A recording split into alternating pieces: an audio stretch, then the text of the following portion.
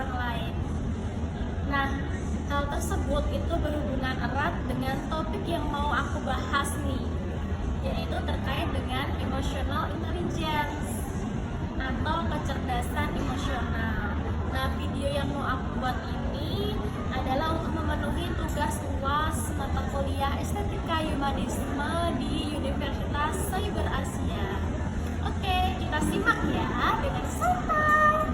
Dalam dunia pendidikan atau kerja, kita itu suka fokus sama yang namanya IQ, yaitu kemampuan menghitung, menghafal, ataupun mengakses data. Padahal menurut opini saya, IQ itu cuma mengantar kita ke pintu masuk saja. Jadi emotional intelligence lah yang menentukan seberapa jauh kita itu berjalan. Lalu kecerdasan emosional itu bukan cuma sekedar menahan marah atau selalu tersenyum, tapi EQ itu kemampuan kita untuk memahami emosi diri sendiri, mengelolanya, lalu berempati terhadap emosi orang lain.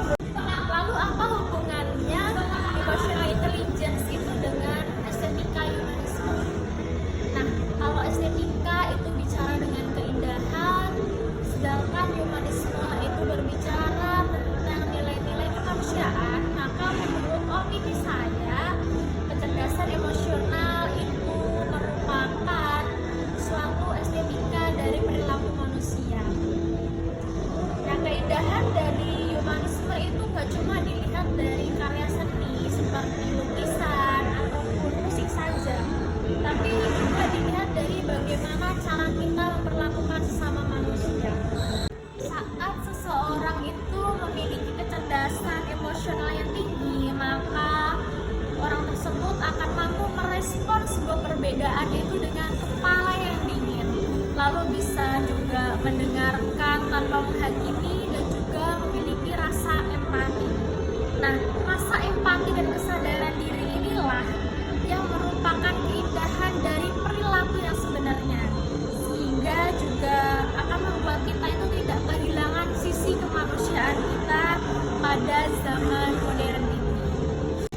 Melihat realitas saat ini, nah kita itu sering nemu komentar jahat di medsos.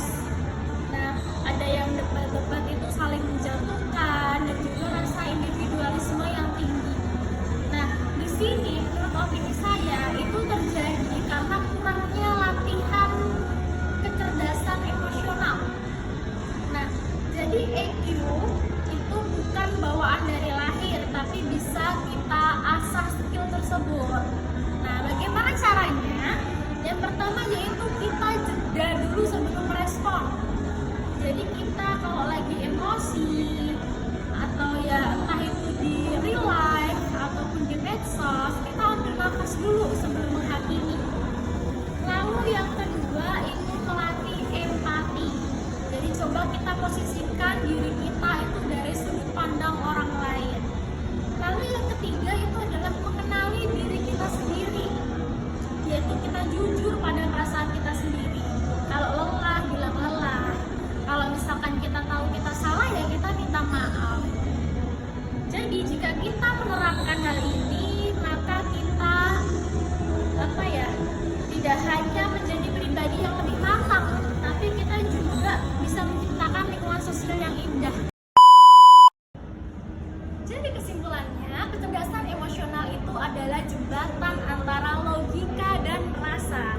Yuk kita belajar cara memanusiakan manusia, mulai dari mengelola emosi dan juga menyebarkan kebaikan di sekitar kita. Oke, thank you guys sudah nonton video aku. Sampai